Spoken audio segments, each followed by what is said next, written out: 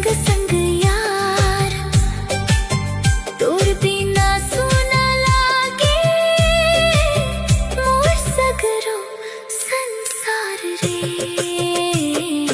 डांग बड़ी सोया बाड़ी से बढ़त नखे आहार खिया खिया ए गोया करबे कभी मारे।